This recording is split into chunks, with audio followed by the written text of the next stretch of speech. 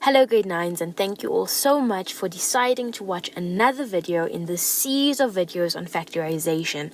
My name is Natasha Barton, and today we will be using factorization to solve equations.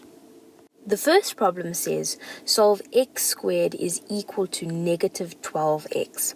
Now, in the introduction to this video, I told you that we would be using factorization to solve these equations.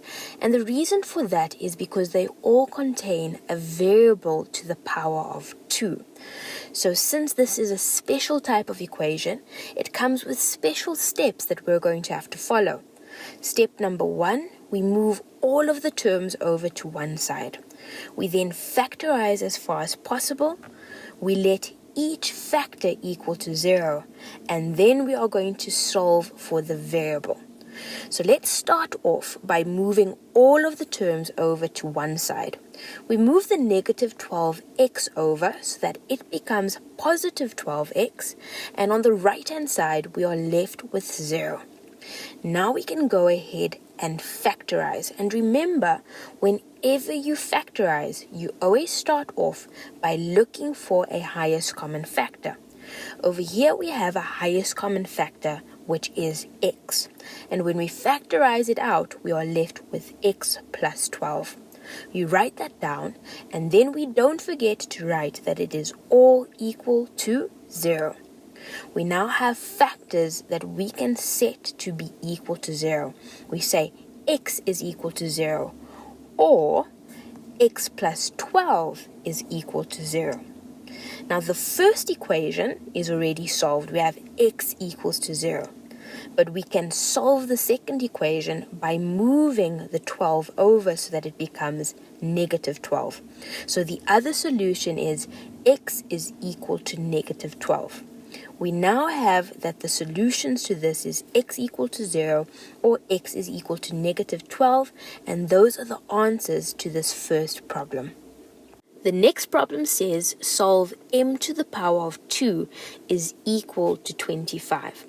You're welcome to simply take the square root here, but please remember that the answer will be plus or minus the square root of 25. Don't forget that. And it's because so many learners forget that I suggest that you solve this problem using factorization, because we have a variable to the power of 2. So remember, we're going to follow the steps that I've written out at the top right corner of your screen. We're going to move everything over to one side so that the 25 becomes negative 25, and we equate everything on the left to 0. Now we're going to factorize what is on the left by starting off, of course, with the highest common factor. There is no highest common factor here, so we can move on to the difference of two squares. We do have a difference of two squares, so you write out two brackets, one with a plus sign, one with a minus. The square root of m squared is m, and the square root of 25 is 5.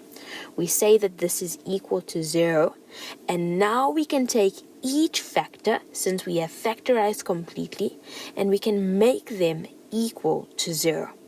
So we say m plus 5 equals to 0, or m minus 5 equals 0. Now we need to solve for m. On the left hand side we move the positive 5 over, and we end up with m equals negative 5. On the right hand side we move the negative 5 over, and we end up with positive 5. m equals positive 5. And these are the two solutions to this equation. We are now on the second last problem in this video, so hold on tightly, we're almost there. This problem says solve a squared plus 5a plus 6 is equal to 0. Because the a is to the power of 2, we know we are going to need to factorize, and we're going to make use of the steps at the right hand corner, top right hand corner of your screen. Fortunately, all of the terms are already moved over to the left hand side, so we can in a sense skip the first step and go on to factorizing, always starting off with the highest common factor. But there is no highest common factor here. There also is no difference of two squares, but there is a trinomial, so we're going to factorize making use of the method that we know for trinomials. And we end up with a plus 3 in the one bracket and a plus 2 in the bracket on the right. This is going to be equal to 0 since this remains an equation. Now, of course, the first set of brackets we equate to 0, and the second set of brackets we also make equal to 0. We're now going to solve for a. In the first equation, we move the 3 over and it becomes a equals negative 3. And in the second equation, we move the 2 over and it becomes negative 2. So the two solutions are a equals negative 3 or a equals negative 2. The last problem in this video says solve negative 2x squared is equal to negative 24x plus 56. Because we have a variable to the power of 2, we know that we are still following these steps that I've introduced you to, and we start off by moving all of the terms over to one side and we make them equal to 0. Now we need to factorize. We always start off with the highest common factor. And here we have a highest common factor of negative 2.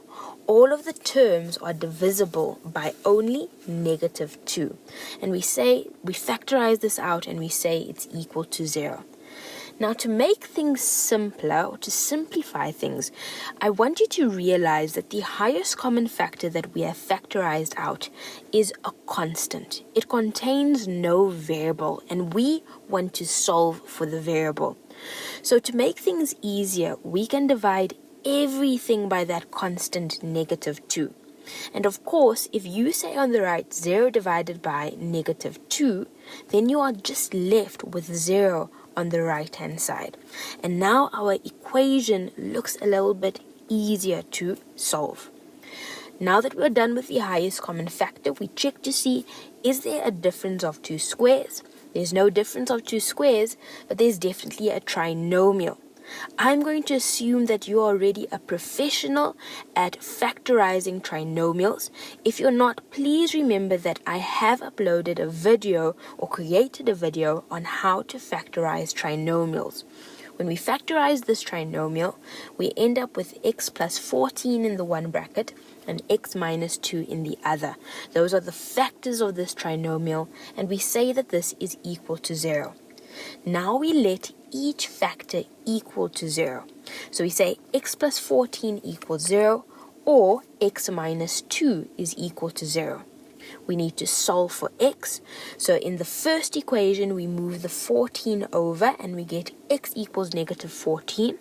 And in the second equation, we move the 2 over, the negative 2 over, and we get x is equal to positive 2. And grade 9s, in doing so, we have solved this problem, which has two solutions, x equals negative 14 and x equals 2. I hope that you've come to realize that whenever you have a variable to the power of 2 in your equations, then you're going to end up with two possible solutions to the equation. Grade 9s, we've reached the end of this video. Thank you so much for watching this video. I hope that you've enjoyed this video and all of the other videos in this series of videos on factorization. Please remember that there's a worksheet and a memo for you to download off of the Junior Techie website so that you can practice everything that you've learned so far. There's also a theory booklet which summarizes all of the theory, all of the steps that I've taken you through in all of these videos. So be sure to download that, to read through it, and to study as hard as you possibly can for any upcoming tests and exams so that you can feel confident about yourself, feel confident in math and your abilities. Good luck. I wish you all the best.